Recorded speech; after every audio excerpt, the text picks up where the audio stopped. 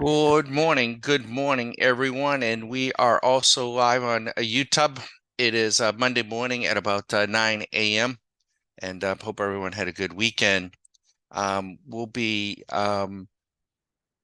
updating our members here in a moment. We're actually every person that comes into the members. Good morning, Parker. In fact, I was just checking your codes on something, Parker, and I'll have an update for you and everyone that's here. What we've been running overnight, and everything looks fine on your codes. I'll tell you in a moment. And but good to see you. So let me see, Jeff. Jeff, I want to check something on yours too.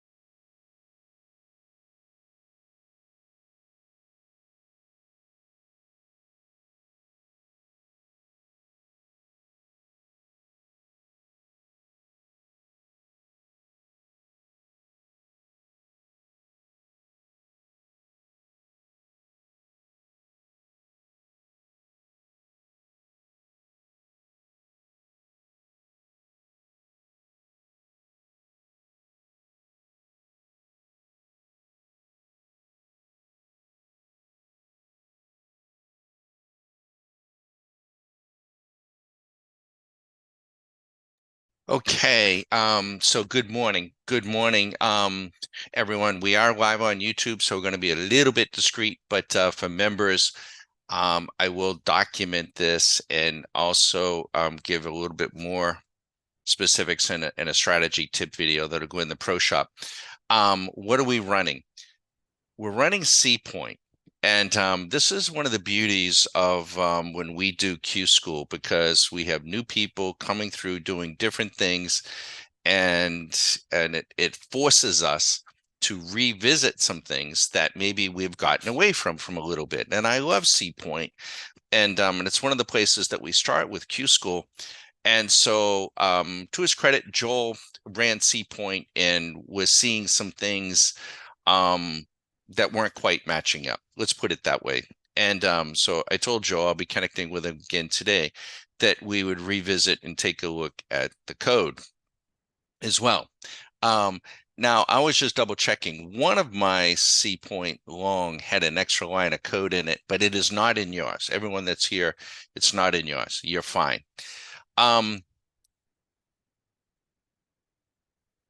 What Let me share with you what we're running. Okay, so before, and then I'll explain. We're running 5-point Renko in Q, 5-point Renko. The C-Points, your defaults on your C-Point indicators are 2, 2, and 1. The first two numbers, 2 and 2, force a brick count of 2, including the signal brick. So, you'll know when you see the C-Point. That's what enables us to get the 3, right? Because it's got to have two on the front side, 2 on the back side, and to get that, our C point. The third number is a tick, just one tick. I suggest you just leave that alone. That is there to make sure that the second brick has there's been one tick there. So I wouldn't get too concerned with that. When you watch the C points, and I don't want to get too into the description. I'm assuming you guys know and can have the tutorial there. You should see the C points behaving properly on as indicators, right? And I think you could trade those mechanically using the chart trader setup, with good risk management. I think you could trade that very well. I know you could. Person could.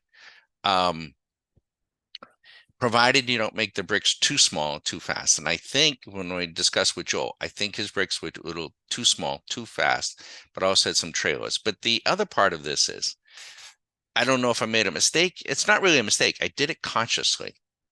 On your strategy, I made the strength as a default on the left side, on the front side, 2, and I made the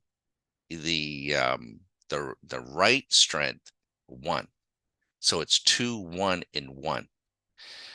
The reason I did that is, if you wait, and you'll see the difference, you'll have to plug this in and just watch it yourselves and experiment. I wouldn't go crazy with those counts, because you could really, you waste a lot of time and mess it up. But it's really just, I would keep it to the indicators at 2, 2, and 1. I would keep them there. We're not going to keep anybody from exploring, but on the strategy side, if you leave it at 2, 2, and 2, what happens is it will register at the same time that the dot's going in.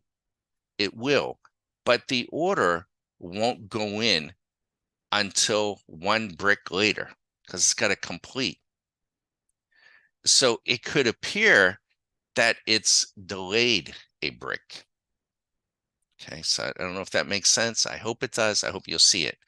So the reason why I made it the strategy 2, 1, and 1 was to make the strategy fire when that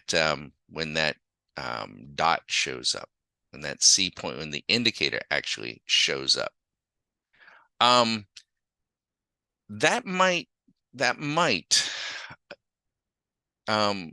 introduce some little extra sensitivity, a little extra noise, and generate, I don't want to say false orders, but maybe just a little too much active.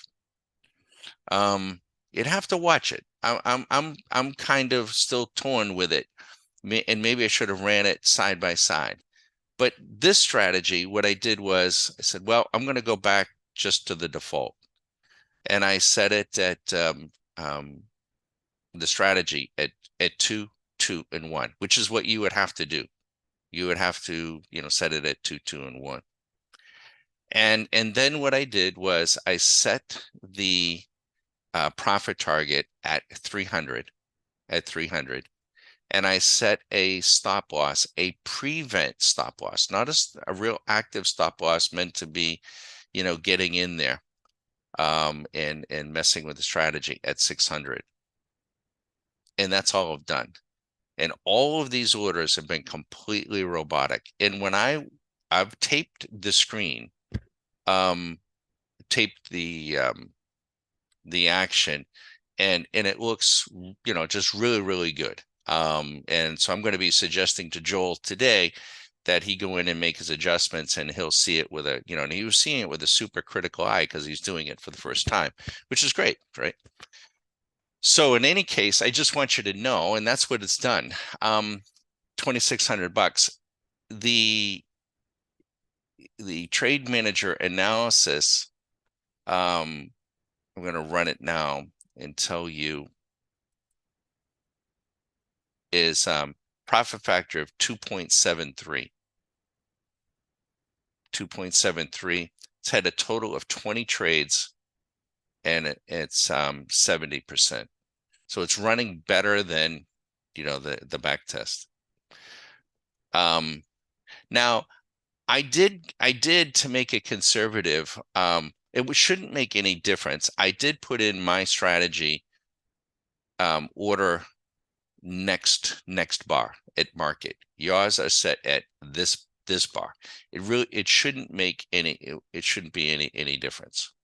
But so if you haven't run with those settings and you haven't, you might want to take a look at it. You've got to spend a couple, at least a few hours watching these bricks and understanding where those C points are supposed to show up, where they're not supposed to show up, and then understand what the strategy is doing. But I've been watching it. I watched it intently last night for a number of hours, and it's behaving in my view, beautifully.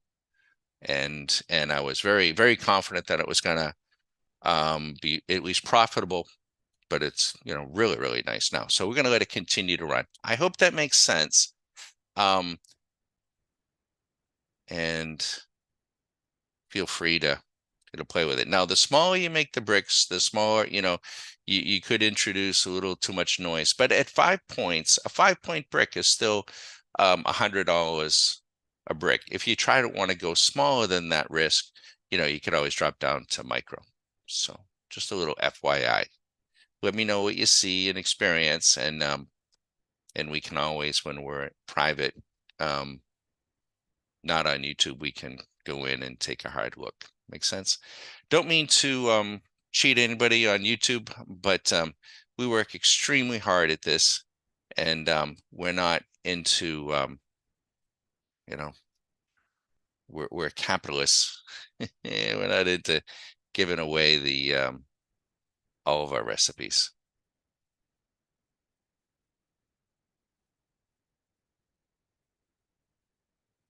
That makes sense, guys, I hope.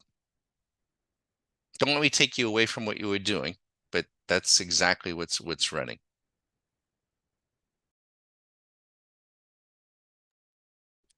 If you make profit targets, smaller than a brick, or stop losses smaller than a brick, and try to trap it, you just, it's going to get too noisy, and you're going to see, more anomalies.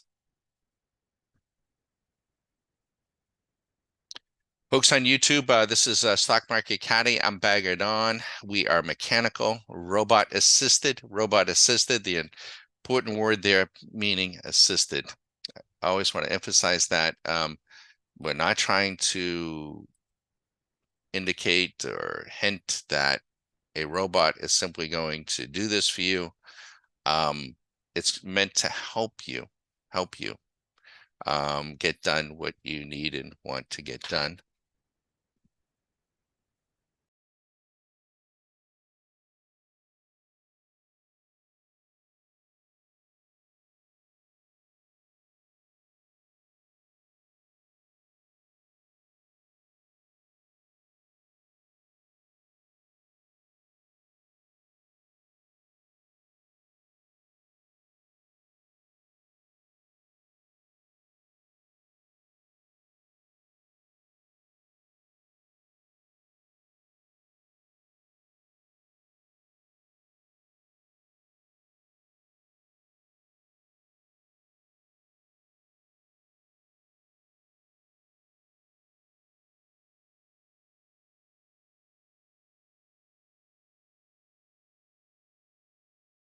Gonna be a little crazy over here today. Susan is out for the day, and I got both puppers. And Abby weighed in. Abby, our little 8-pound, remember? She was 8 pounds when we got her 6 to 7 months ago. She's now 52 and a half. Ted's only 62. That girl loves to eat, don't you, Abby? 2 golden retrievers, both of which are trying to get under my desk. But she's really, really good pup. There she goes. Gotta keep an eye on her though. She's still got the puppy explorer.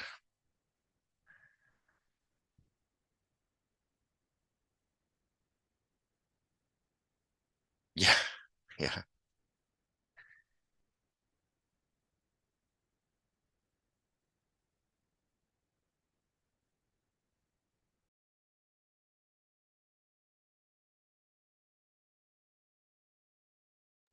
And I found, at least for the few hours last night, the strategy that we're running is doing better than what the performance report was showing too. So in reality, it was actually doing better. Now, does that, how does that play out over time? Um, in fact, I can go look here, tell you what I mean. So if I go to data and I go to the strategy, whoops, performance report, yeah, there it is there. That's the performance report, right? Um, so let's so that's kind of interesting. It isn't that far off. So we started running yesterday, so there'd be 2,900 and we're at 2,600. So pretty close, pretty close. We put it on weekly. This would capture this week's action. So there it is. So we're off. The strategy performance report thinks it did 3,000 when in reality we only did 2,600. 23 trades, 65%. So we're doing better than, and the trade manager analysis is much more accurate. And so that's interesting, right? So we continue to do that. That would be a beautiful thing. In fact, this is just over a couple of weeks. I would take 50% of that and be very, very happy.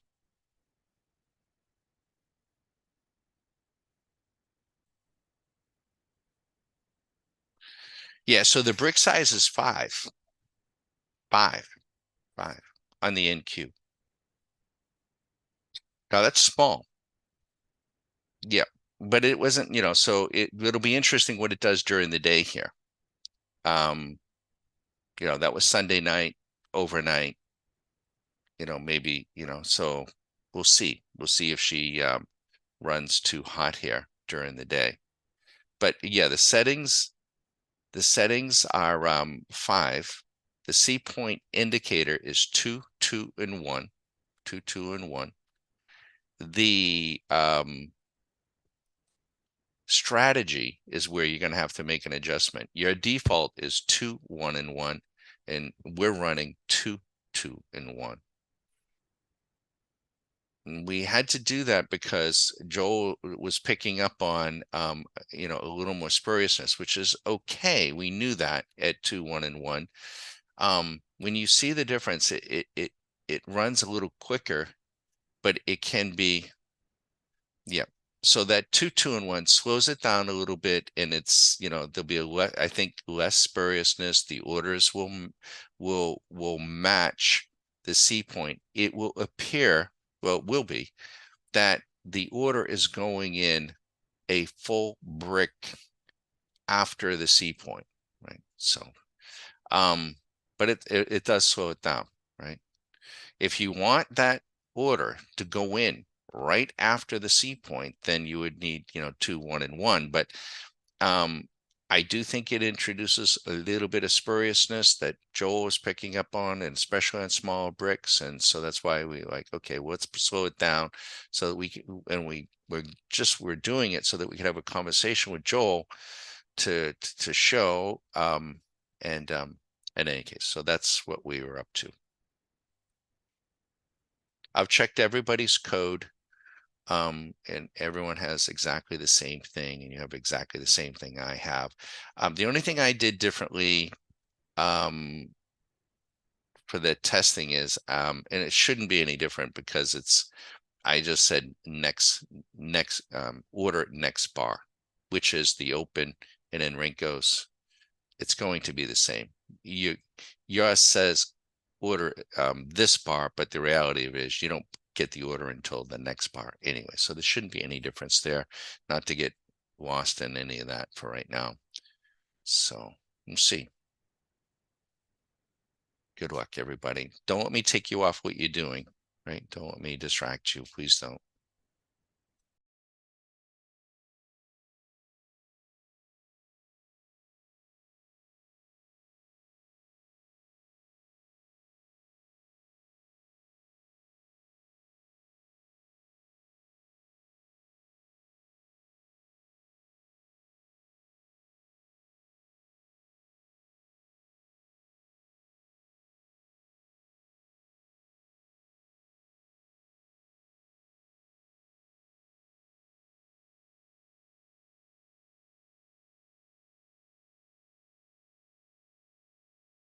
If you didn't see last night's video, we went back to the retail trader radar and did a calculation to get what percent of all the stocks are over all of those major averages.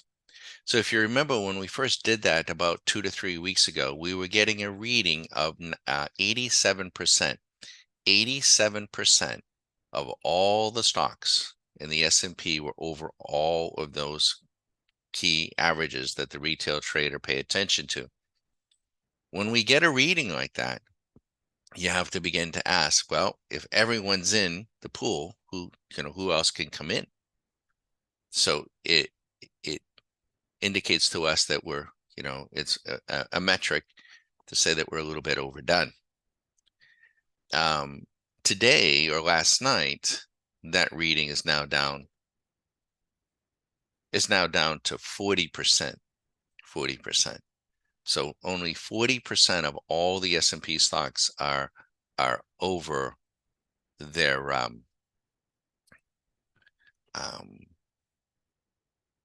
averages. Now, I don't think that's enough to come in and to say, hey, I'm going to get, balls to the wall long. But if we get down to a reading of, 15%, 10%, I've seen it down at 8%, and you get that reading overdone, then you just want to, come in and buy the indice. By the way, as we're watching the C points, right?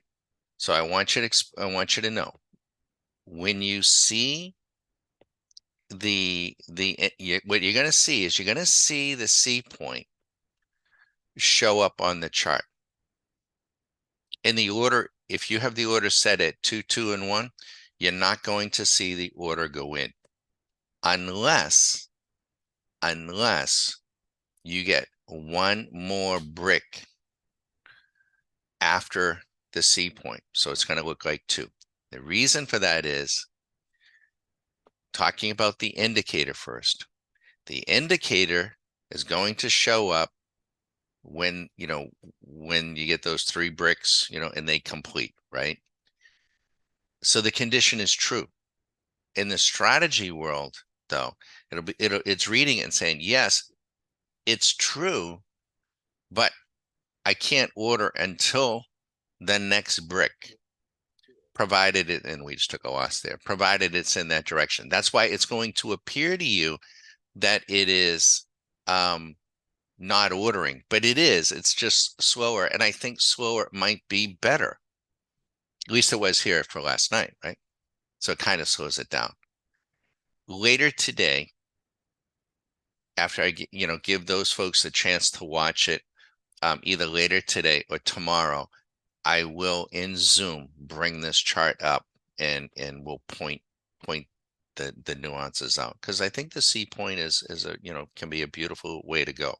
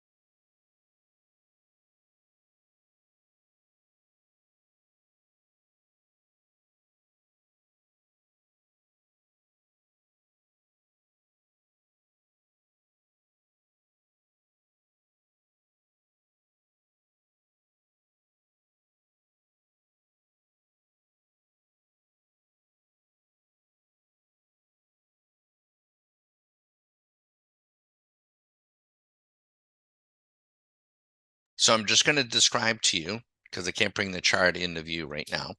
The C point fired on the chart gave us the green dot. The order is not when the strategy is set at two and matching 2-2, you would think the order is going to go in there. It doesn't, because the strategy can't figure it out. It's saying, hey, we're not going to order until the order is true. It'll order one brick later. That's why that does that. If you do set it at 2, 1, and 1, it will order right when that dot shows up. But that might be, too sensitive. It might be. And I'll feel bad because I put that into everybody's code. So we'll try to communicate to everybody the nuance. Let's see how it works out the rest of the day, though. She's pulled back here a little bit. And we're not going to let her run into the ground. And those that are watching on YouTube, if you have any questions on who we are, what we're about, let us know. And you're welcome to visit the site. You're welcome to email us, and you're welcome to put your questions in, and we're happy to plug anything in you would like. So she's taken a couple of hits here. And this could be to what Parker was saying. It might be a little too fast, for normal session hours. Maybe it should be slowed down, but we'll see.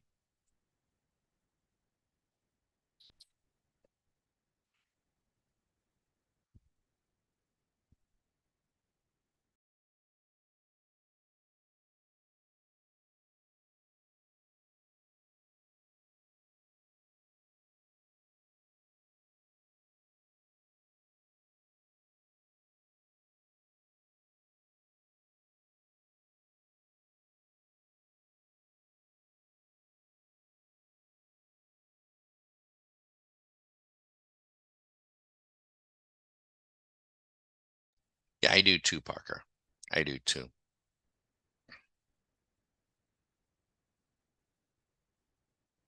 Parker's just saying that, he likes things running slower. And I do too.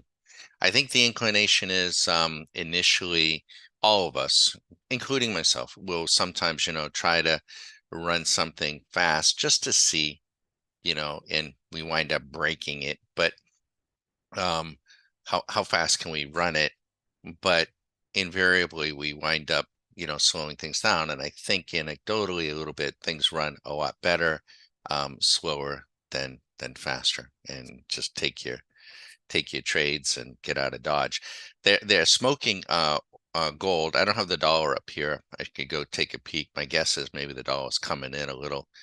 But they've been selling gold ever since I guess it was Friday.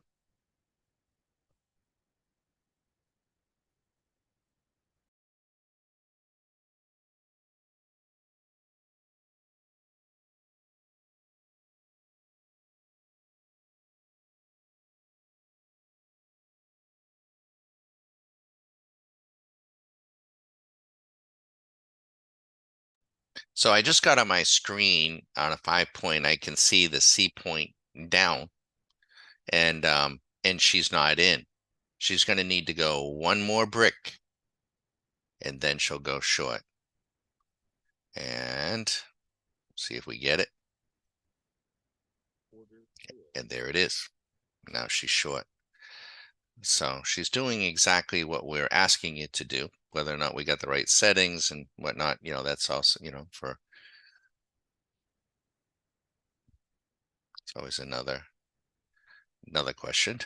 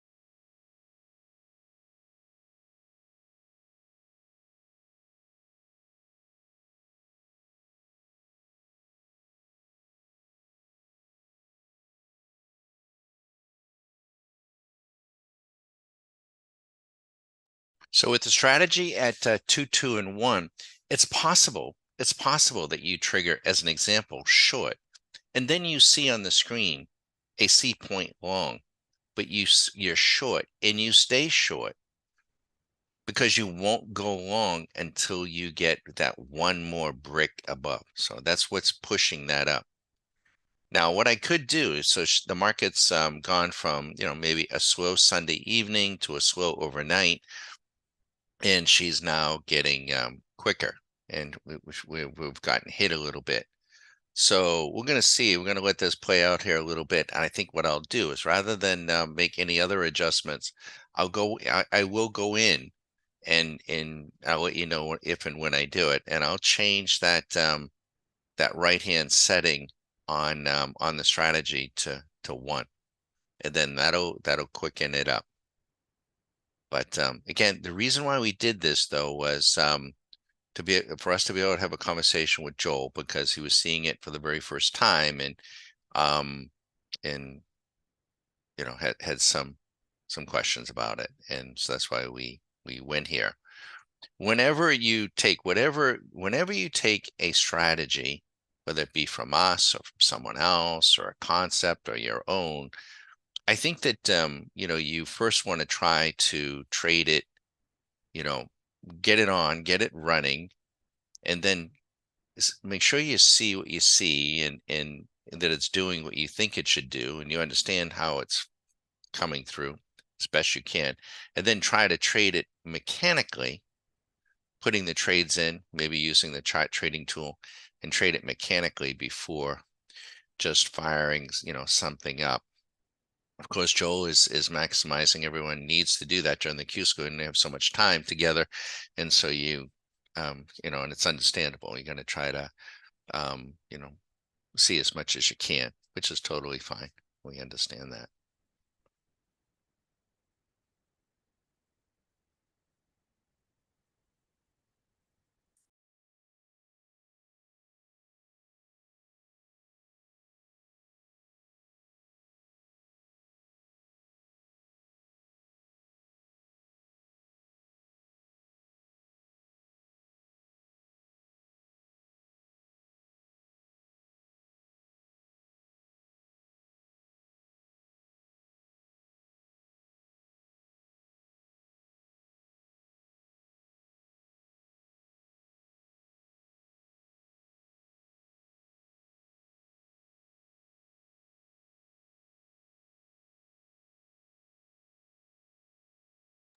Now, if you're watching on YouTube, and you have some sort of expectation that we have, that anyone has, something that's going to win on every single trade, that is not a real expectation. That just isn't, right? It doesn't exist.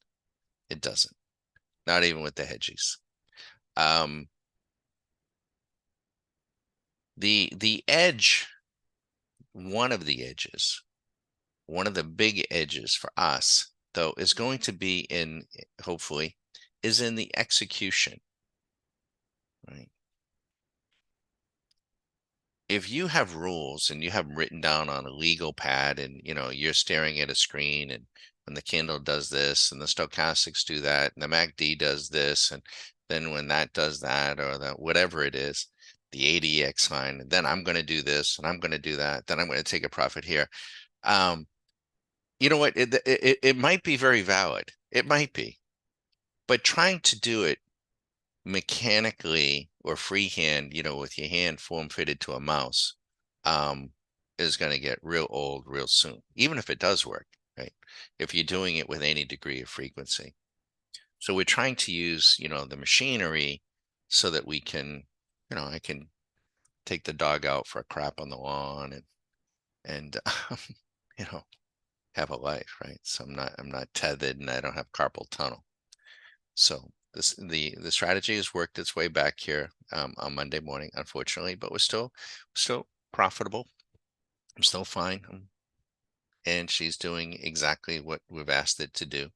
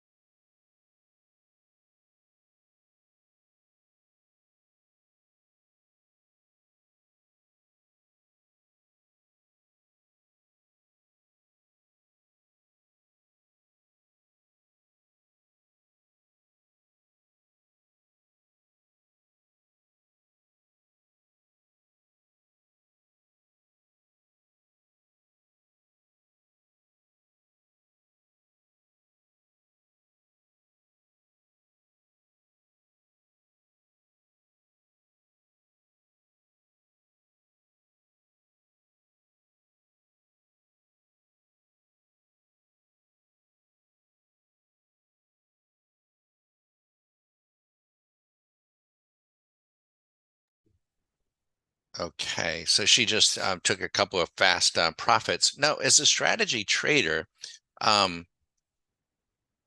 it's entirely up to you. This is for the folks on YouTube. You can choose to stop, right? I will need to. YouTube will only run. I just want you to know. We'll try to stay with you until about maybe 11:15 or so thereabouts, and then I will have to break away. But when you're running, you don't have to run all day every day, right? You don't have to run overnight. Um, you don't have to be in there all the time. Time in the market is a risk parameter, as folks are learning. You stay too long at the oasis, and you run the chance of a lion coming up behind you and eating you. Um,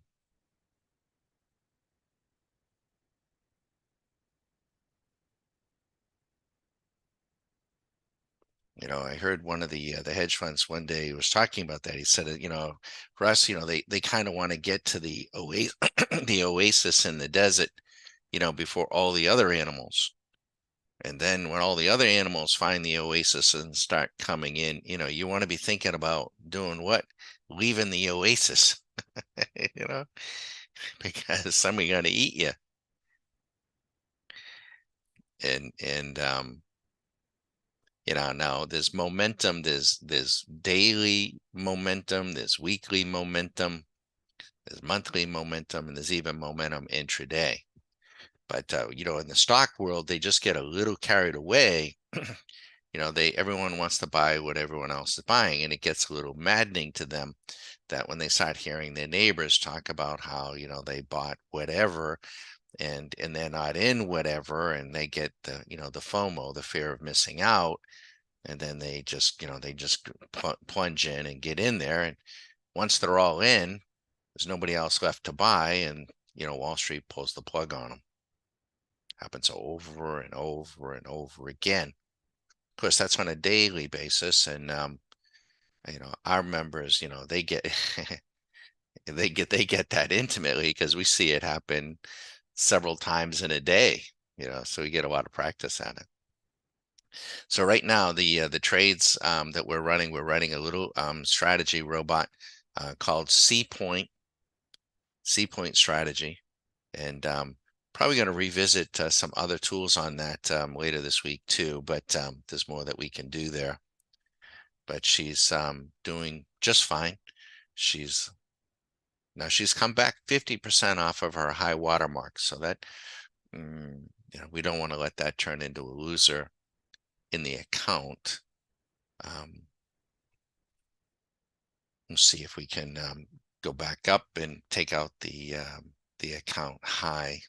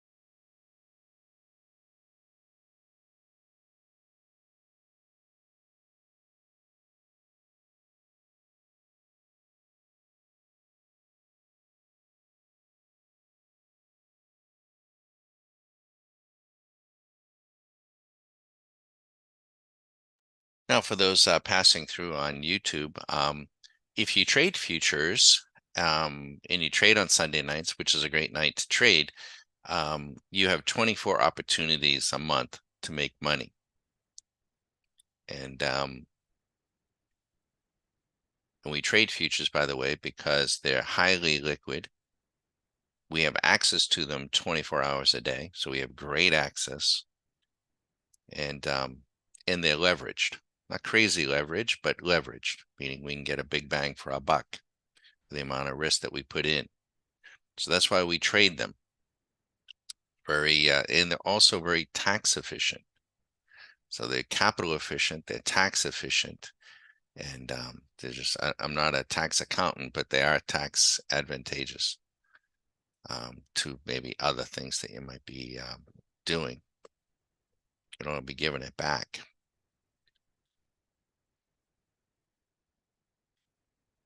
But $100 a day is $2,400 a month. So if we were to stop right here and have a $1,200 Monday, could have stopped earlier and had a $2,600 Monday. It's up to you. But it doesn't take too many days to really change your maybe not your life, but your trading life, when you realize that I can come in and maybe make $100, or maybe I can come in and on a given day make $1,200 or $1,500. Doesn't take too many of those days to again change your trading life. You're not going to have a single day. If you're trading in proportion and you're trading properly, you're not going to have a single day or a single week or a single trade that, at least not from what we're doing, where that is going to change your life. That wouldn't be, that's, YOLO, hodling, swinging for the fences. And some people will do that. Some people will, and most won't. That's not what we're doing, right? It's pretty boring. We're just coming in and getting our machinery set up and see if she can get some fish in the boat, and then we shut down and go do something else with our day. If that appeals to you, that resonates with you, then you might want to take a few minutes and explore the website. There's quite a bit of information there. We've been told our videos are too long. It's all right. So if you have the attention span of a gnat, and you got to be making money every single minute or every single day, all day, every day, and it can never have a loss, I mean, then you might want to keep looking, because that isn't us, right? We're not trading Swing Machine here today. We can and we do, but we do keep Swing Machine up, ever present. It's that little window in the upper left that you're able to see in the lower right on the account, and that is trading a trading robot, trading it on a Renko chart, and it's doing something very specific, and it's doing a really pretty nice job. We're off of our high water mark. I can in fact tell you, let me go get it, tell you what the trading results have been since last night, tell you how many trades, tell you what the profit factor is. That just a push of a button. Let's generate the report. There it is, right on there. So our profit factor is 1.34, right? We're down. We were doing a little better, felt good better too. And now 1.34 is narrow, especially if you are putting the trades in and out. But where the machine is doing it, it's totally fine. So we've had now 27 trades. So let me write this down. We just had another winner. All right, so let me generate it again, because it's going to calculate that. So since last night, now we got a profit factor of 1.42, making $1.42 for every dollar we expend. We've had 28 trades, and the win-loss ratio, not that important, but it's a feel-good metric, 64%. Now what I want to do, now that's a relatively small sample size. It's just, since last night. But now I want to go in and I want to tell you what the back test over the last couple of weeks is telling us what we should be doing. So now, isn't this interesting? So over the last 2 weeks, it tells us 2 weeks that our profit factor would be 1.31 and we're running at 1.42. Okay, so I'm in line with the model. Over the last 2 weeks, it had 798 trades. We've only had 28. And the model says that our percent profitable should be 59%. We're at 64%. So at this moment in time, we're running a little bit better, a little bit better. Now, does it maintain? Does it, and that's where our members are watching it. Well, maybe, maybe it runs better when it's slower, that sort of thing. Now, that's what the metrics are. If we perform in line, if we do in line with the model over 2 weeks, the model says trading one mini that will make $33,500. I don't know. Maybe we do better than that. Maybe we only do 50% of that. Okay, so over 2 weeks, I make 15,000. I'd be okay with that. I would be all right with that. Now, the other piece to this is our members, they're great little traders in their own right? They got other tools and they understand what's going on every day. And they might come in while the strategy is running. They might come in and they might decide to put the strategy into confirmation mode and they might stretch an order. I haven't done anything like that. I could and try to help their cause. Isn't that neat? I mean, that's where we live. So we don't have to listen to CNBC and all that, garbage and Wall Street Journal and all this stuff. And are they going to do this? Are they going to do that? With their rates. And so I hope, we do these YouTubes to give you an idea, to give you a view. We're not trying to prove anything. We don't, I don't know where we're going to be. I'm not going to let this turn into a losing day, though. I won't. But it's more than just swing machine, so those of you coming by say, oh, he's got swing machine again. It's just central to what we do, but there's so many other ways to go. Now we're about to go short. There it is. And I can see it on the screen, right? So again, for members that are watching this, I have the C point and I have the strategy, the indicator is set at 2, 2, and 1. And you'll see the C points showing up on the screen. And the order is not going in until you get one more brick in that direction. The reason being is I have the strategy set at 2, 2, and 1. So what happens is the indicator gets this is the way these things work. Could be on anything. The indicator gets the conditions met and it puts something up on the screen, namely a buy dot or a sell dot. You could act off of that. You could. The machine, when the indicator does that, the machine will then get ordering instructions, but it won't place the order until it gets one more close. So it seems like the strategy is lagging, and it is. But if you do set it at 2, 1, and 1, now this has meaning to our members. They get it. They have the strategy, they understand. Then the strategy is going to go in precisely match with the dot or with the indicator. Maybe you want that, maybe not, and it may be too fast.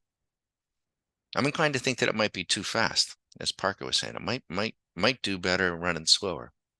And if we had bigger bricks, we'd probably be doing better too. But the bigger bricks are more expensive. So what do? you reduce your leverage, which you can do these days, fortunately, with these micros.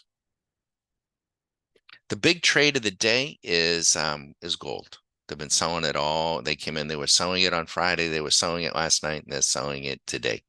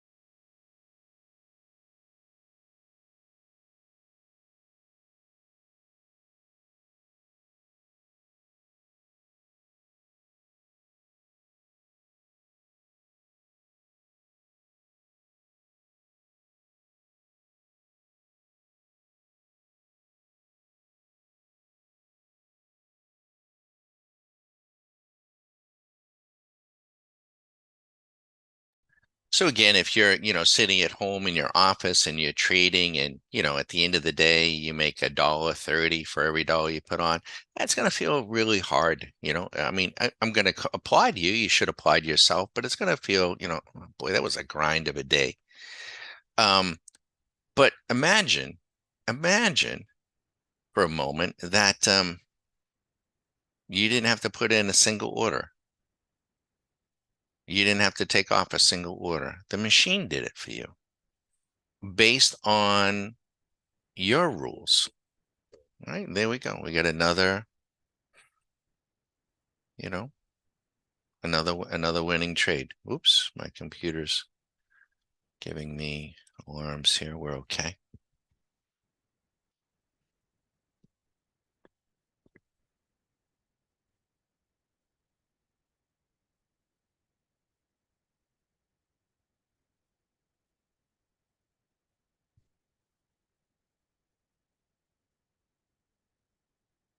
Now, if you're sitting home trying to, read candles and all that stuff, I hope you realize that's not even, 5 years old, 10 years old. That's like the 1970s. I mean, that is like really, really old. Okay. And if you're trading stock, that's not even capital efficient. No, really don't want to, in our view, we're not going to be trading stock intraday. It's not capital efficient at all and isn't tax friendly, and because they just don't want you doing it.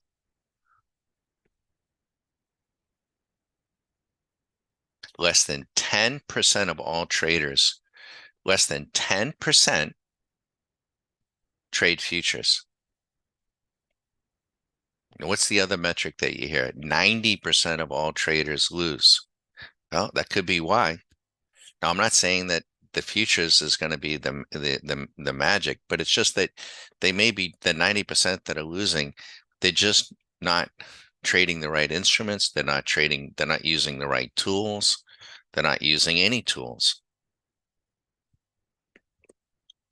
You know, I I do share this. In a previous life, used to teach surgeons how to do surgery. I'm here in Tampa Bay. I was all throughout Florida, so it's quite a bit of surgery here. And kind of dating myself, but we were teaching surgeons began in the mid to late 80s how to put in total knees, total knees. That hadn't been done, a whole lot, and they were learning, and we were teaching them how. And maybe even today it's the case, but there's quite a bit of it. There can be quite a bit of instrumentation there. And I'd go into, a particular case with a surgeon and, be prepared to be there for 2.5 or 3 hours and have enough instrumentation coming into the surgical suite that could fill the back of a van.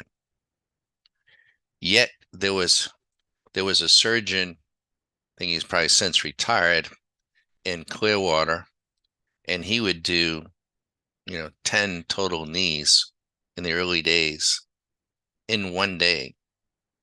And from start to finish, it'd take him about 30 minutes, and he had about 6 or 7 instruments.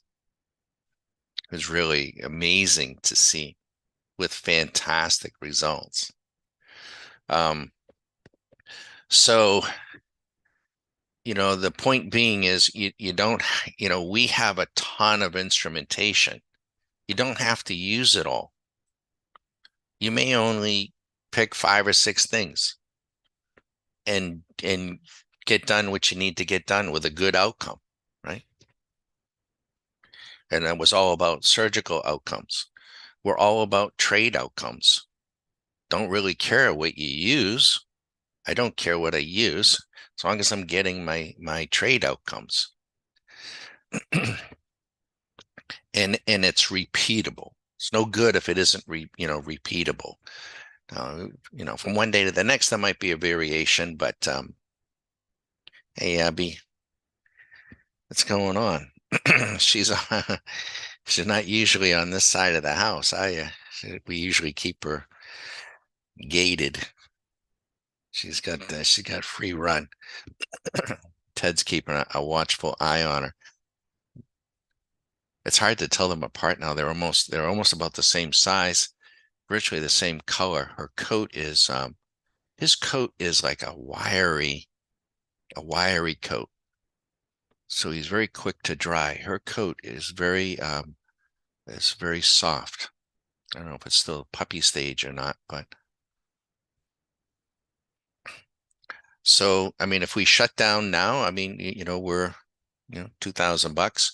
You put together just 10 or 15 days of that, huh? Probably going to have a different outlook on your trading life. Is it going to change your life? No, not 10 or 15 days, but it very well may change your trading life. And then from there, you stay with it and hone, stay flexible, and keep it simple, and just come in and do it. I was listening. It was a professor. There's some of these economic professors. They're big traders. They love to trade. And this guy was an economics professor, I guess, world renowned. And he was talking about, his quant trading. They trade quantitatively, and he didn't use the word boring, but said that, pretty much what he was describing is like, I have a very simple life and a very simple approach. And no, he didn't disclose a whole lot. I listened to that. I listened to them. But he didn't disclose too much.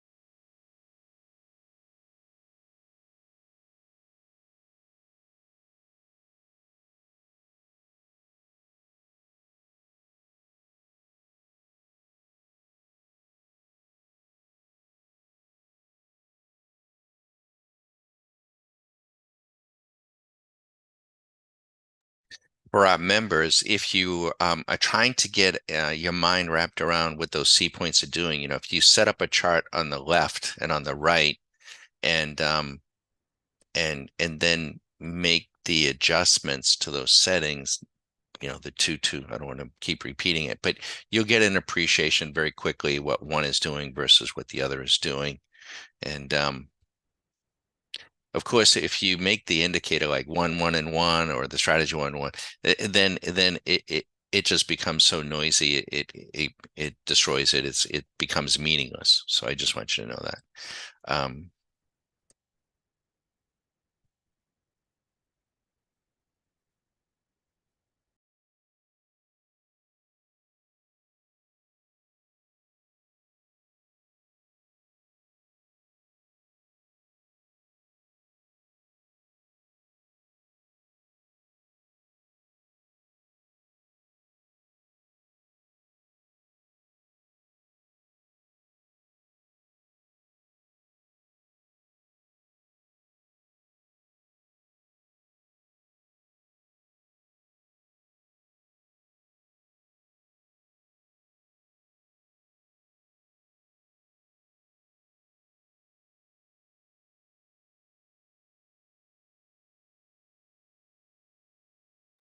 Now, this particular strategy that we have is very, it's unique and proprietary to us, but it's working its little ass off at a very small level, trying to do what?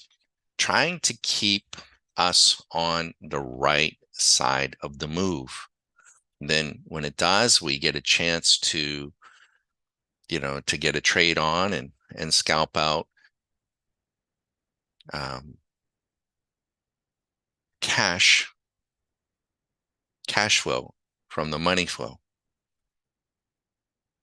It's all it's doing, but it's doing it very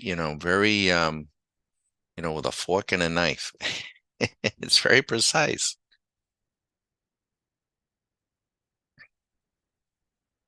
Swing Machine is trying to pick up on the trend. Monday mornings are notoriously noisy. Everyone's still trying to guess where we're going. We'll ultimately, you'll see Swing Machine. If you do later today, we'll come back. Um, a trend will get established and we'll have some big fat trades coming off of a Swing Machine. My guess is, if I had to make a guess, um, which I don't trade on the guesses, but my guess is that Swing Machine will probably pick up a trend. Mm, probably anyways between now and probably 11:15 or so. That could carry us into the afternoon. And my guess, my instincts tell me that it will be to the long side. That's what I'm thinking. It doesn't look that way right now, but we got the VIX, trending down. We got gold trending down. We got oil trending down. So I think that's going to be conducive to a little bit of a short squeeze here. That's what I'm thinking. We got Bitcoin trading up. Bitcoin's been kind of moving with the NASDAQ a little bit. Risk.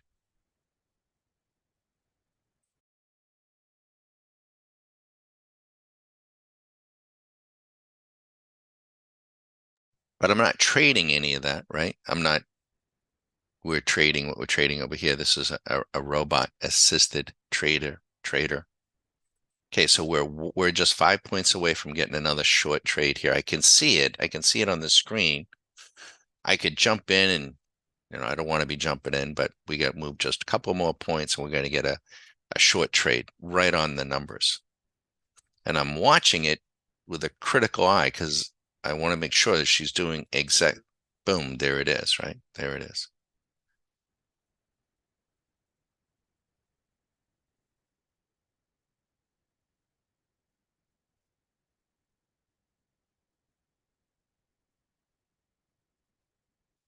When you get these tools in your desktop, you have to, go slow and be very patient, right? It took us hours and hours and days. It takes a lot. And so we have to watch these things and obviously intently if we're going to code them. So you don't want to be, whether you're with us or with someone else, just taking these strategies or these whatever and just throwing them on and start pushing money around. You want to have somewhat of an idea of what it's doing.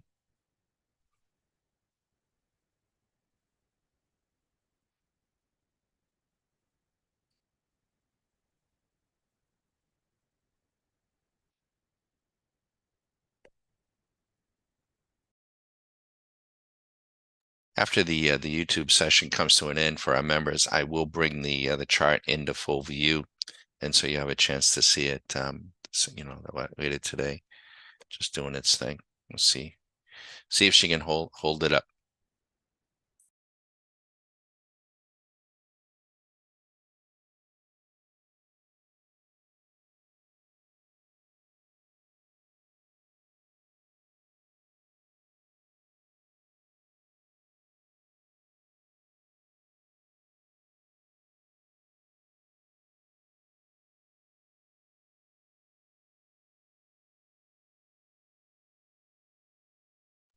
Now, for our members, this will mean something. If you look at your daily charts, you're going to see, if you have the percent B on some of these major markets, you'll see that we established a true low, right? We pierced, right? We established a true low on a daily basis. And now we're trying to come back up. That may or may not succeed. I'd like for it to bounce for a couple of days. And then if we get another rundown where we take out the lows of, that we just most recently had, and the percent B doesn't go as low, what will that give us? That will give us, the false low. And that false low, we just got another winner. So she's worked her way right back.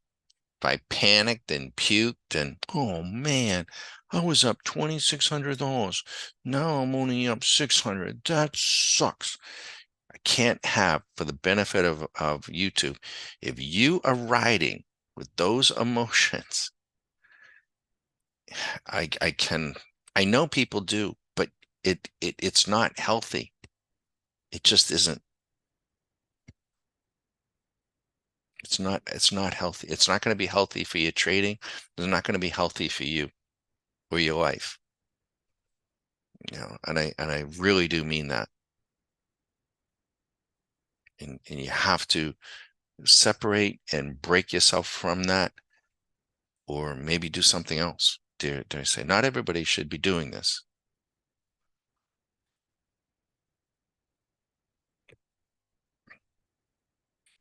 We look at Swing Machine. What's going on here?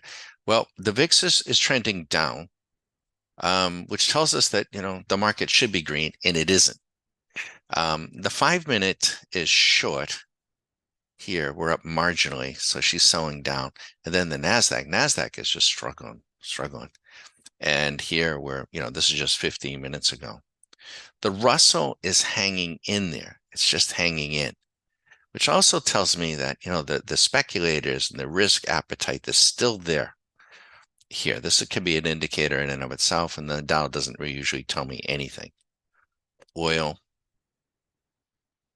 So I'm still inclined to think, and I hope you're making money with whatever it is you're doing. We're doing fine, and Swing Machine's doing fine. But I'm looking at this and saying, I don't think I trust this. I trust what I'm seeing, but I don't trust the market that we're going to fall apart here today. I don't think so. But that's why I don't trade what I think, right? And what will happen is we'll see this stay short, and then we'll see the 1 minute go long, and then trap all these guys and take the long side. So I think a 5-minute. That's what I'm thinking, is that the 5-minute could get long later today.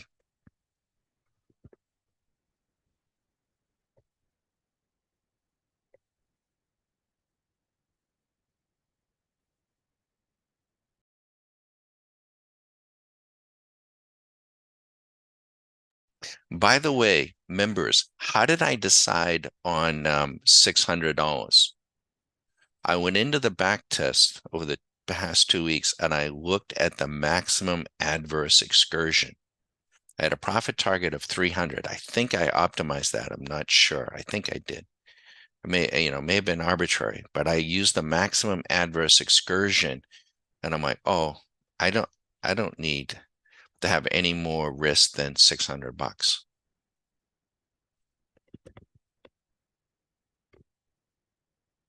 That's where that came from.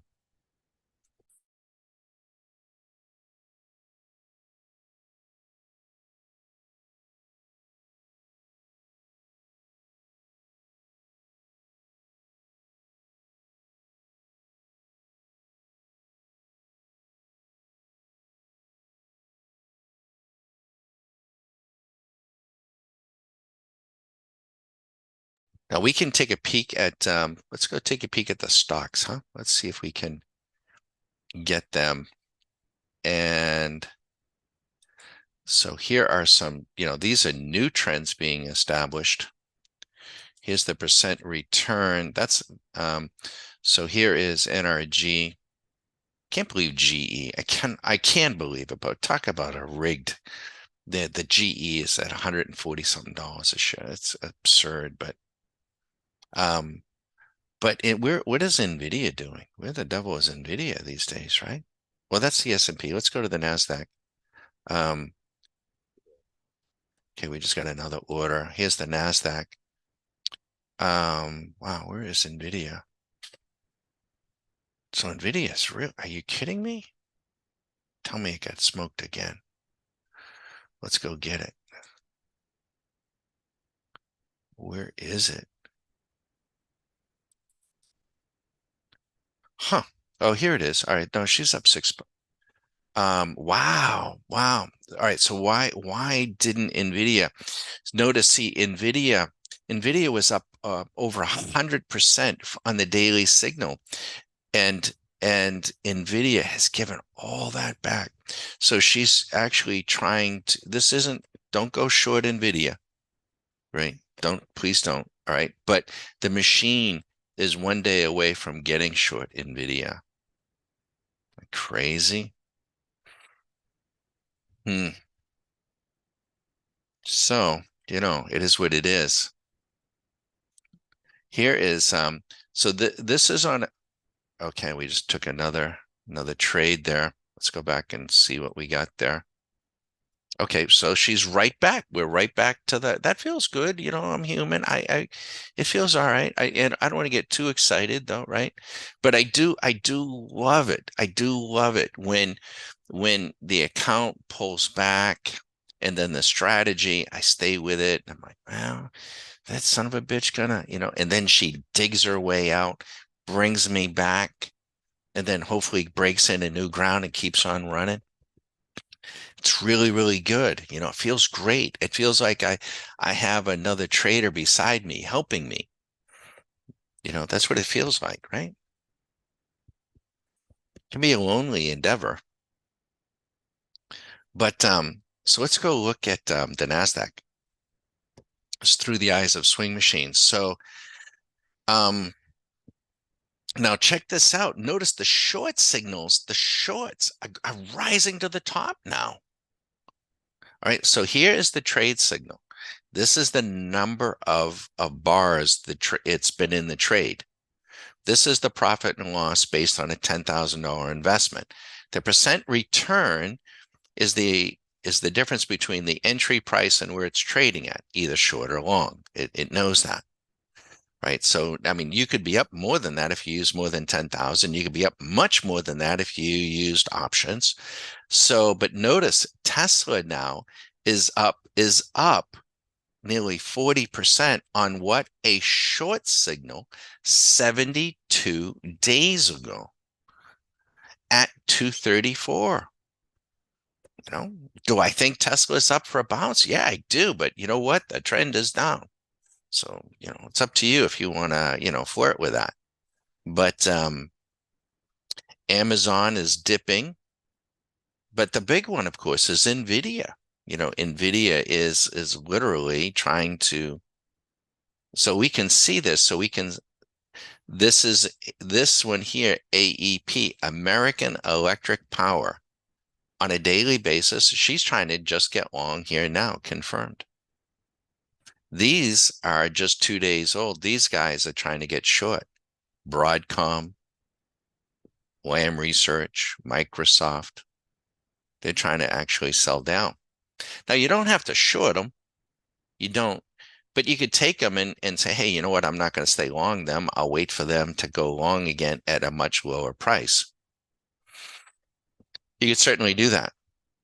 So out of 100 stocks, we are profitable, whether we're long or short, we're profitable in how many? And let's come down. Out of 86.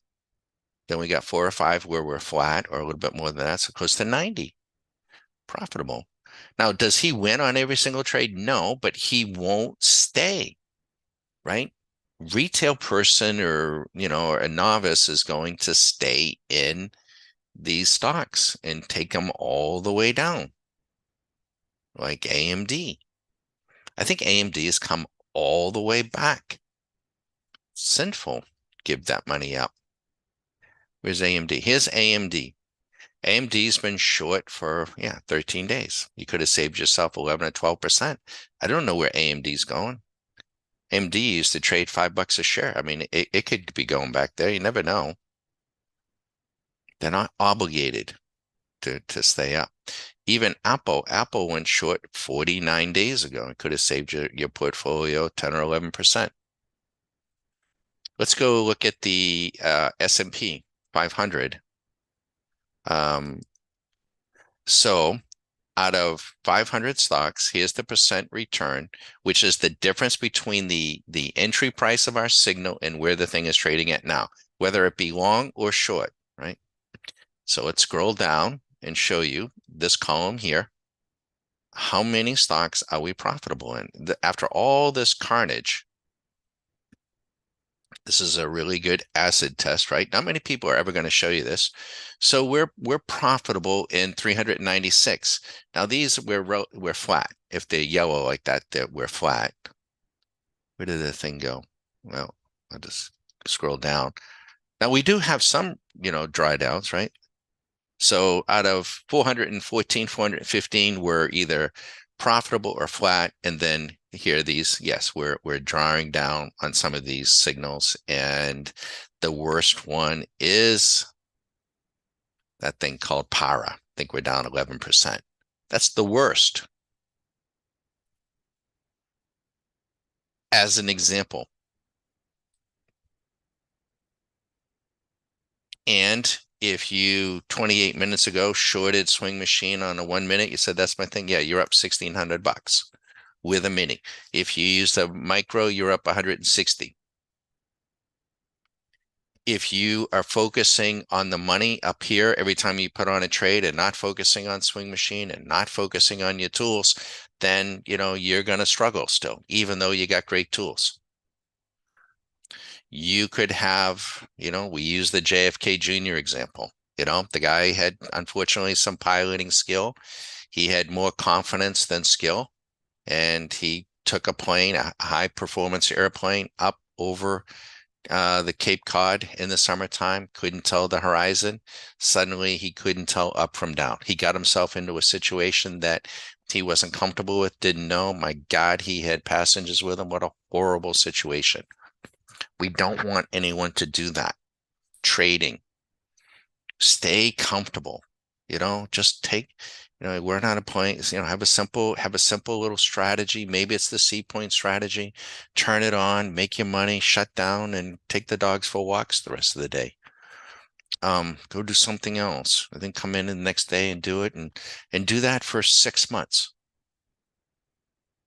And just collect your money. And then bottle it, write it down, keep your score, just keep a journal, protect it. It's your baby. Protect that. And then you don't have to go do anything else. You ever see these golfers that are like really, really good golfers, and then, they get swing coaches, and they get all messed up. So we're here to help folks. We can always give it in perspective, but we're always suggesting that to everybody, find one or two things that you really like, stay with it, play your game, and just have fun. Why not? Right? It's a beautiful thing. And the Q School, it does make us better. I can thank Joel. I would not have been working on C Point today if Joel hadn't, brought some questions to the fore on Friday. And he's like, hey, Don, I'm running C Point, and doesn't look right. And it didn't. And so we'll review with Joel today. But what's different? They don't have a chance. I can't always do that, right? I mean, sometimes, there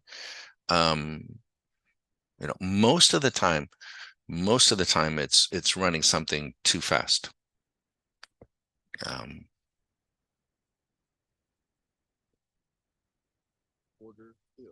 okay, and there's another order. And I'm going to just go validate this. Look at it. Is the strategy still behaving? Yeah, it's perfect. It's right where it was supposed to go. Perfect. I did not put that trade on. The machine did. Let's see if we can, or you can get another one. I'm not going to second guess it or.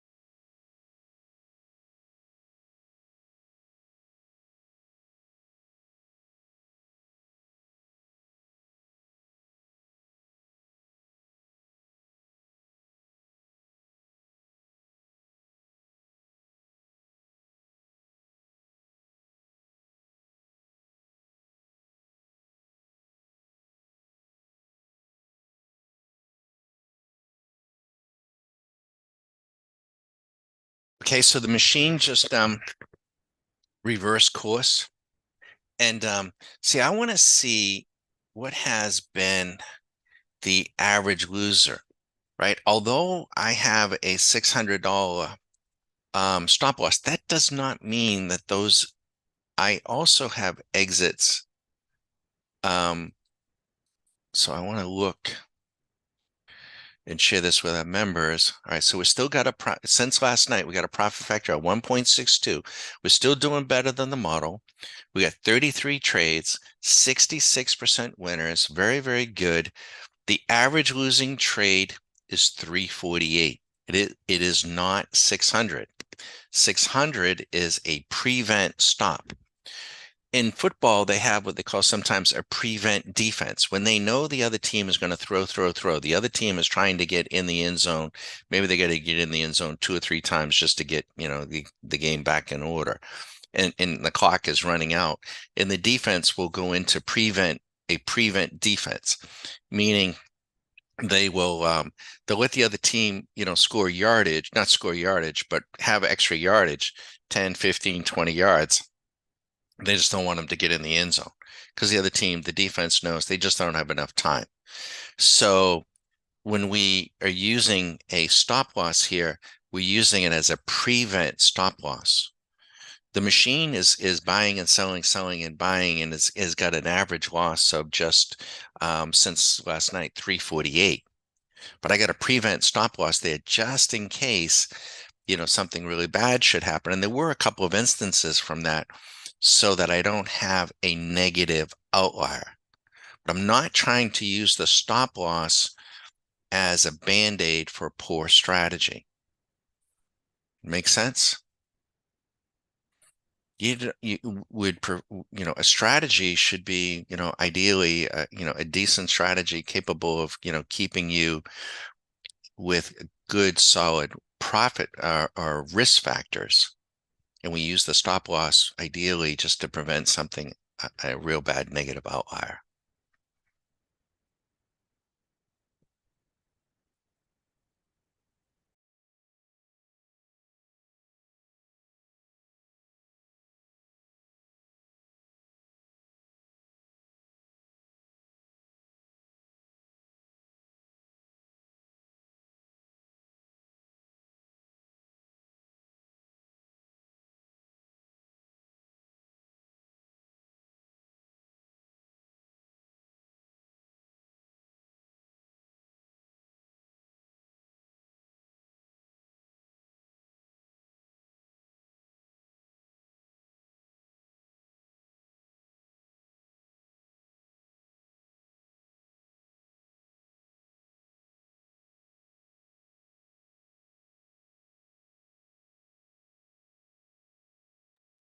Trading for us, certainly, speak for myself anyways, is like brushing our teeth.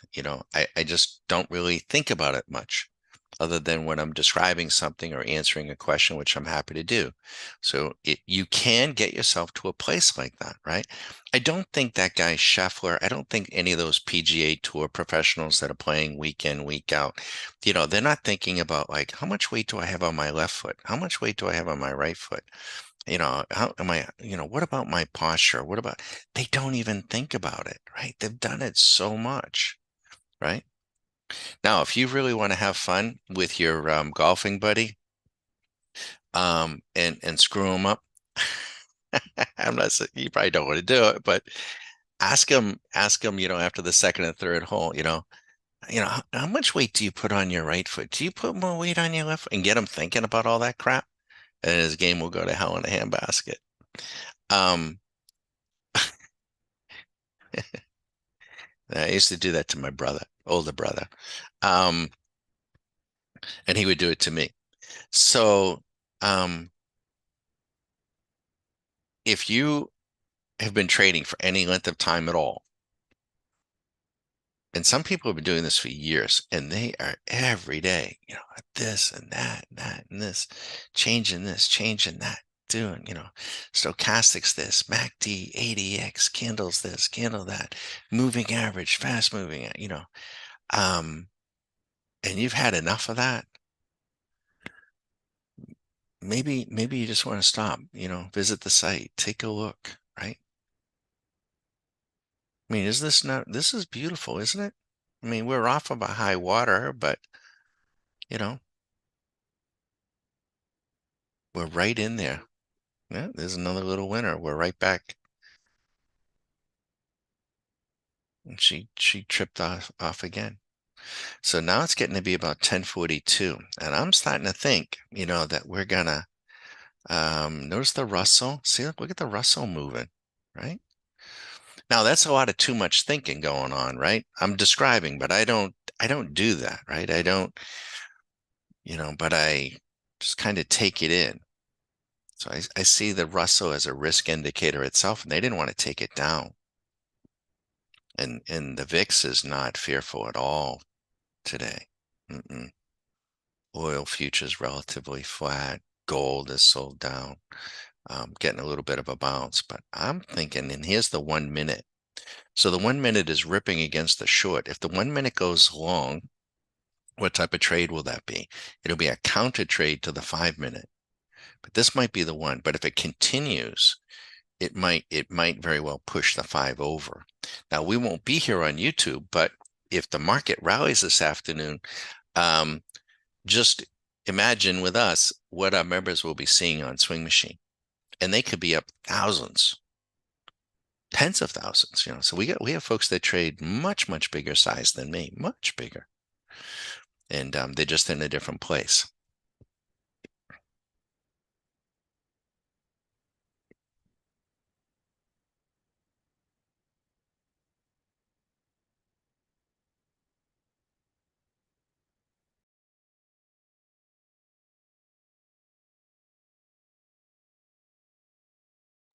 Good to see you, Steve. I see Steve coming in. Steve, I just want you to know what's running. And I want to double check, Steve, your C point code too, by the way. I'm making a point to check everybody's. Um, Let me just double check it here.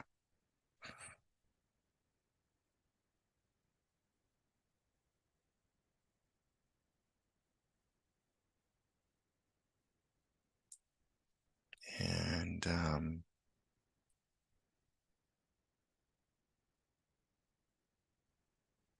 mm,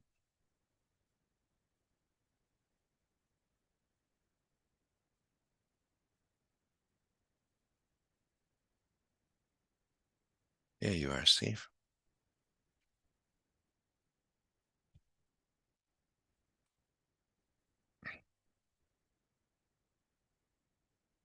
Okay, Steve, your default is 2 and 2. So I'm actually kind of glad to see that.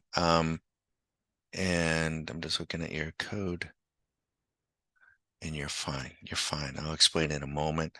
And let me close that. That's on the short side. Let me double check the long side.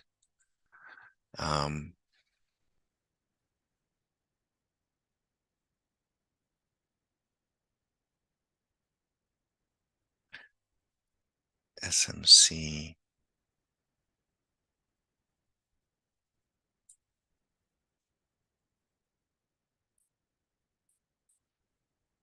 C point long for Steve. I'm going to open that up, Steve. And it's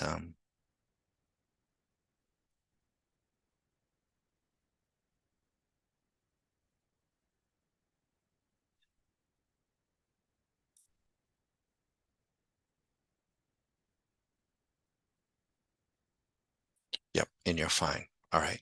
So Steve, just so that you know, I want everyone to know, and we'll have this running in full view this afternoon. What is running? It's NQ. It's a 5-point Renko Classic. It's C point. The C point indicator is set at 2, 2, and 1. 2, 2, and 1. The strategy is set at 2, 2, and 1. And your defaults are fortunately 2, 2, and 1. Everyone else's defaults were 2, 1, and 1. The reason we changed the strategy to default to 2, 1, and 1 for everybody was that when you're watching on the screen and you see the C point show up, the strategy at 2 and 2 won't order until another brick. And that might be best. If you want it to show up right with the dot, you've got to set the strategy at 2, 1, and 1. That might be too noisy and introduce some spuriousness to it. And Joel, who's in Q School, was kind of highlighting that and bringing it to our attention. We're like, okay, I see what he's seeing. So it made us look at it more closely with a more critical eye. So this strategy is indicator 2, 2, and 1. I'll start from the beginning. Renko, 5-point. Indicators, long and short, C points, 2, 2, and 1. The strategy, 2, 2, and 1. And the strategy will appear to be going a one brick later. We think that might be better. At least it's been that case since last night. The profit target is $300. The stop loss, a prevent stop loss, is 600. We took that. We got that number from the maximum adverse excursion. The back test we think is pretty good. Is there a little bit of spuriousness in there? Sure. But we think it's pretty good.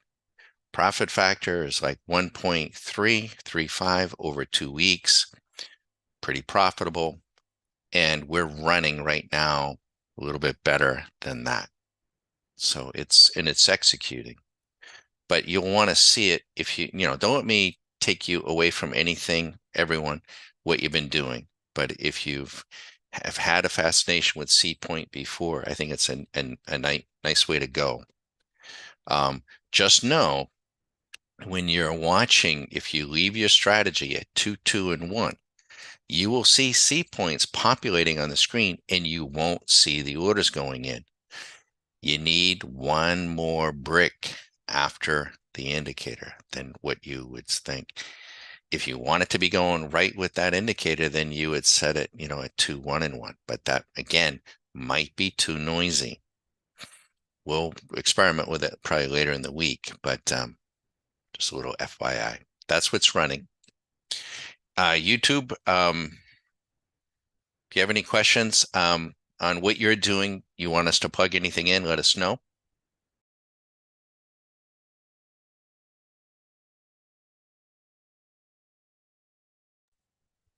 Okay, so I think she just, let's see what she just did here. Change screens. Okay, so she just changed gears. Took a smaller loss.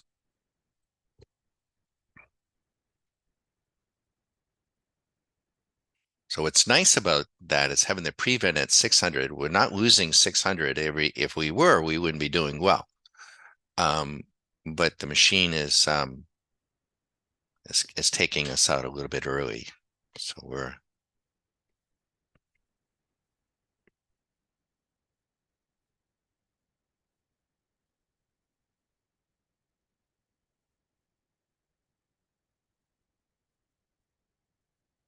You might find our members might take this and they might make some adjustments, and they might start running it a little bit tighter. When you think about it, we got a profit target at 300. The average winner is just under 300. The average loser is about 338. So and now with a winning percentage of 58, 60%, now we're, that's the edge. That's the edge. That's how and why we're profitable. Now, the other factor in trading is time in the market.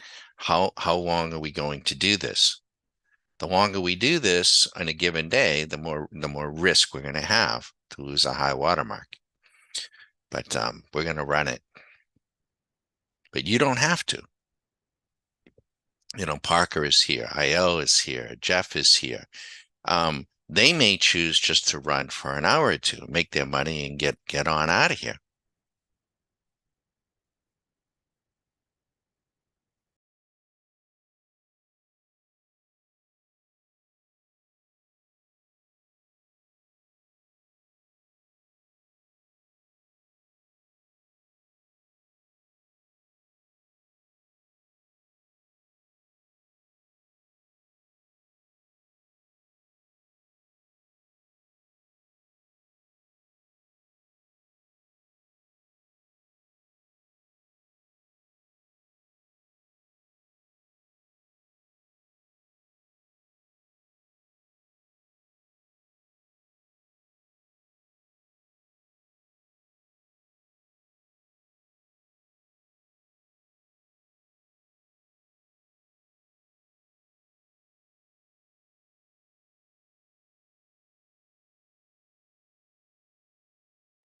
And the crazy thing is, now I've checked everybody's code. Everyone's code members is fine that I'm seeing.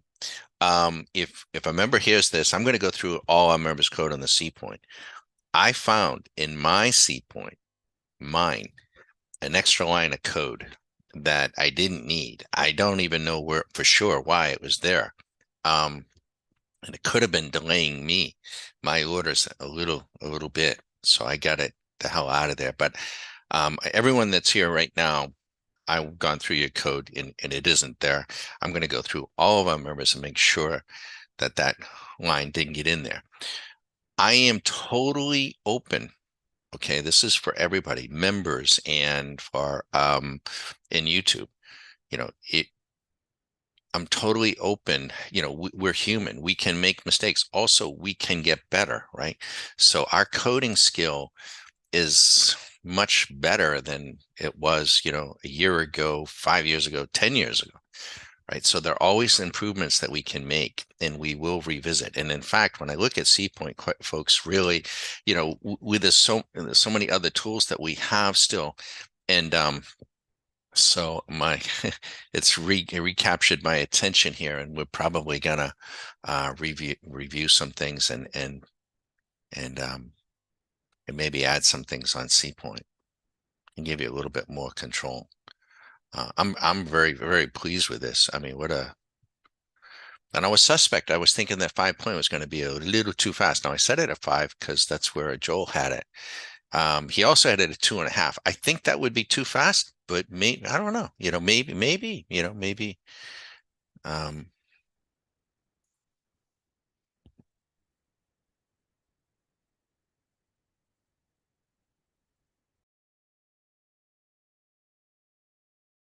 by the way, we'll just share Joel.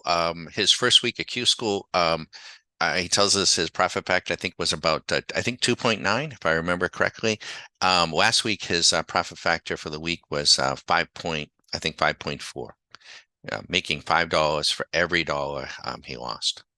And we spent a good 2 hours on Friday reviewing options. And then today, when we connect, we're going then to follow that up, and we're going to place some option trades. Now, options take longer to play out. We usually play them 35 to 45 days. When we pick our options, we'll pick options that expire probably this Friday so that Joel can see them.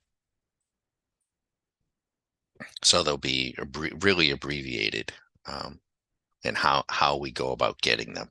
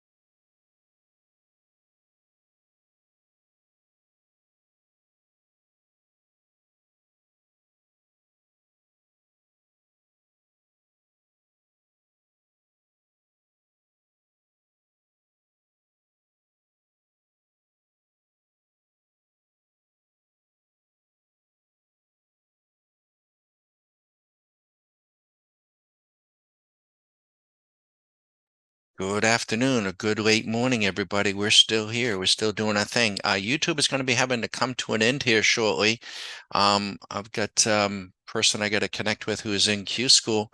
I just want to say good morning. We have our members who have access to Zoom, and we're running. What's running is the C point strategy. C point. It's running on a 5-point Renko.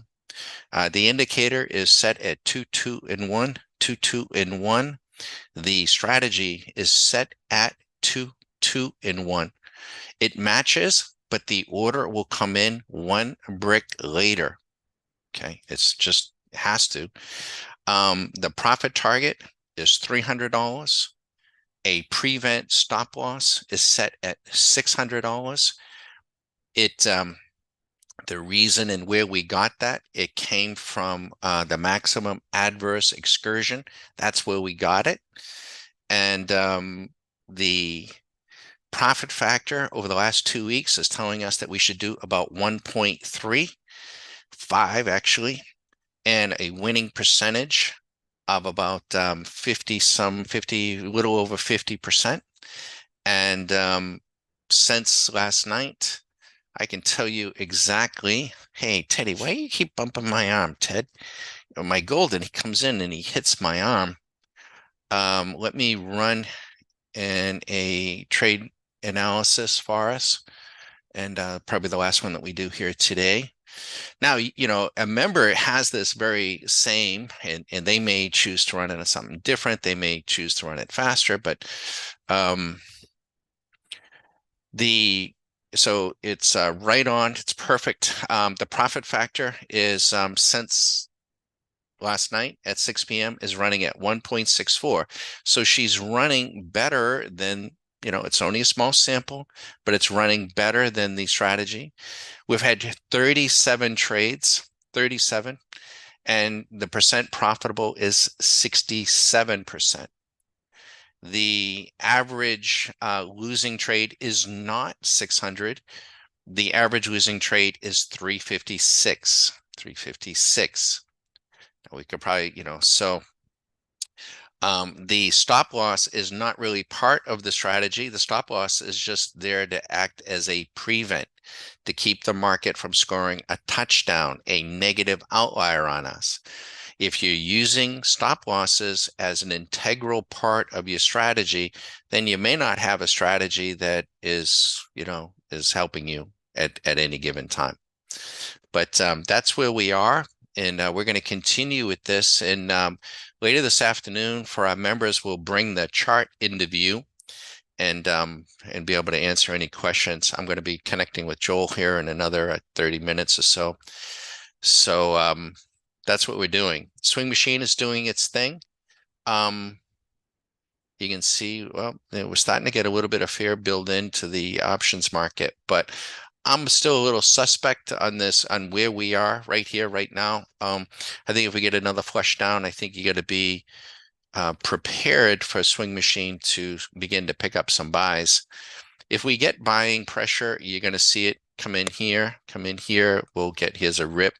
So she's starting to come back up a little. But if you took this trade at 10.05, it's kind of crazy, 10.05, you're up $2,400. You're up $2,000, 10.15. We point this out, but our members are not hopefully trading the money. We're aware of it. We're aware of our account balance, but we're not making decisions off the money. If you are making decisions off the money, you're going to struggle. Whatever it is you're doing, you're going to struggle, and it's going to be really, really difficult. And it's going to be a very emotional ride.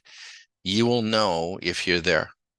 And we're here to help you get away from that, but get away from it somehow. And or maybe, dare I say, I'd like to see everybody doing it, but it may not be for everybody.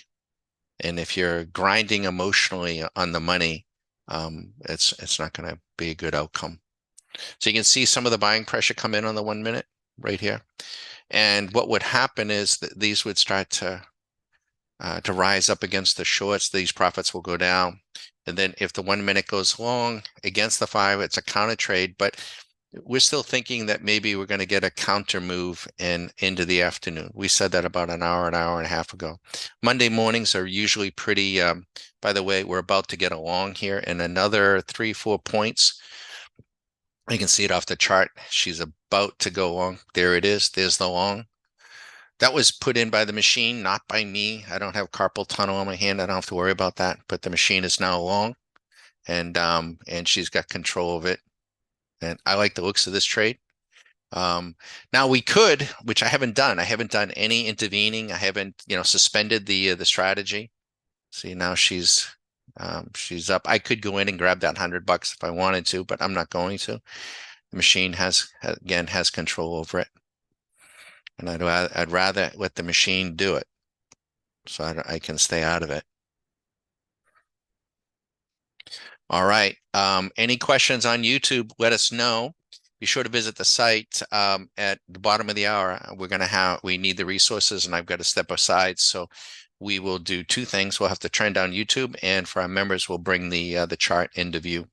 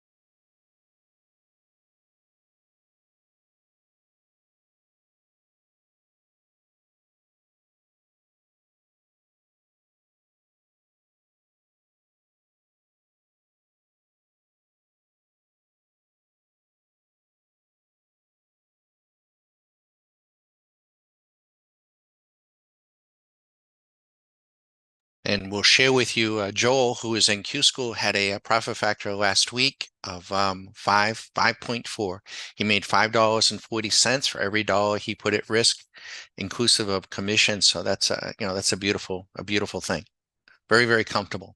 You keep your profit factor above 3, you're going to do just fine.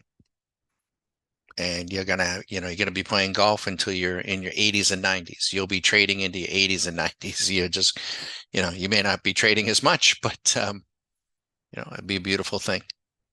So we can see the machine is on this trade up here and it's long, but we can also see it ripping in here. You can see the buying pressure coming in, and I'd like to see the VIX turn back down again, and I'd like to see the Russell get long again. But I'm thinking near term, we're set up for a bounce. That's what it looks like. But don't trade off of that, right? Please don't. I don't. I will sometimes, play these little games in my own head a little bit, like, hey, I think the market's going to do that. I think, but I still know enough not to trade that, and just let the machinery show me the errors of my ways.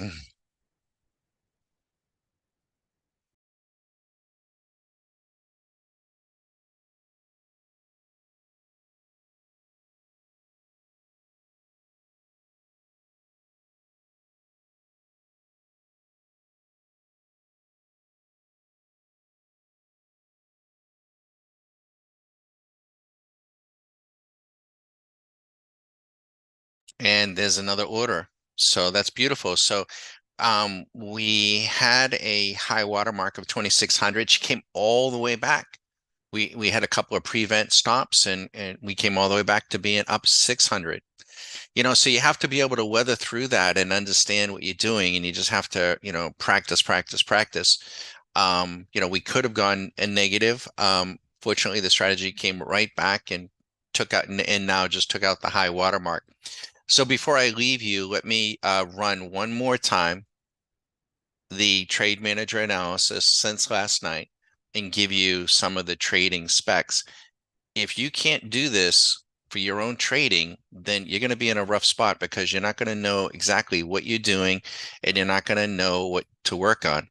What we're doing is we're measuring what the machine is doing, and we're comparing and contrasting it with the strategy. And so when it's outperforming the strategy, we just keep running it. If she starts to, not, then maybe we stop it. So the profit factor since last night is 1.71. Now, if I was mechanically trading, I'm making decisions to go in and out. Even 1.71 is just okay. But for a machine, it's very good because I didn't have to do anything. So we're making $1.71 for every dollar we've had at risk. We've had 38 trades, 38 trades, 18 shorts, 20 longs.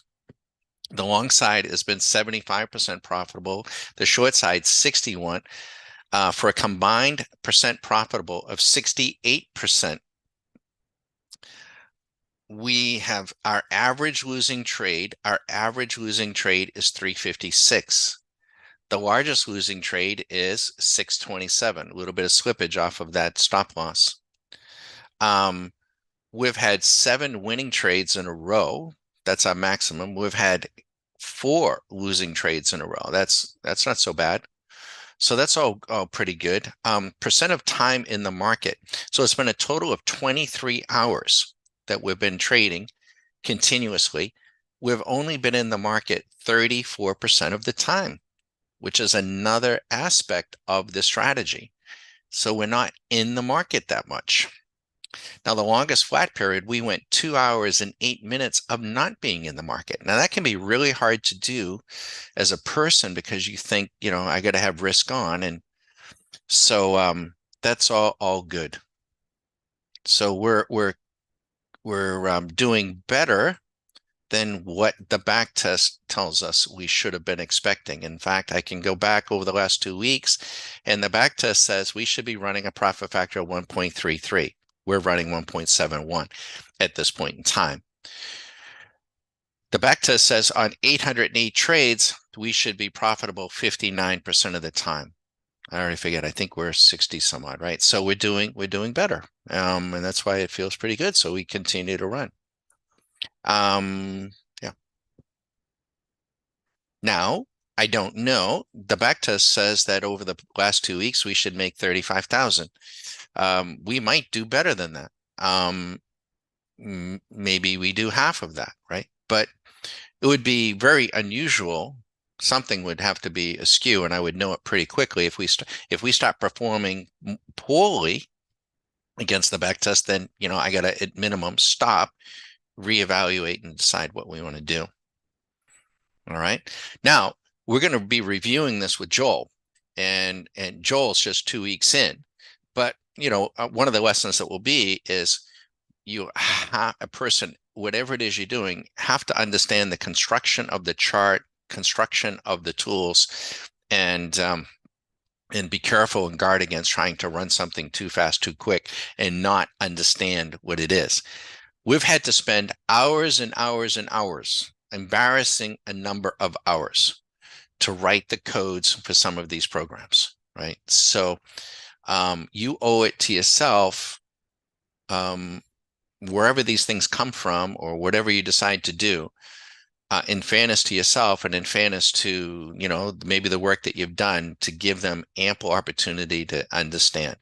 If you're not understanding how the charts are constructed, you're not understanding the process of what you're running, and all you're looking at is this, then, I think you could be cheating yourself. And you want to have the data so that you can learn and also understand, and your confidence will grow. All right, we got to say ciao to everybody on YouTube. Thanks for stopping by, and be sure to visit the site, and we're going to bring this into view for our members. Thanks.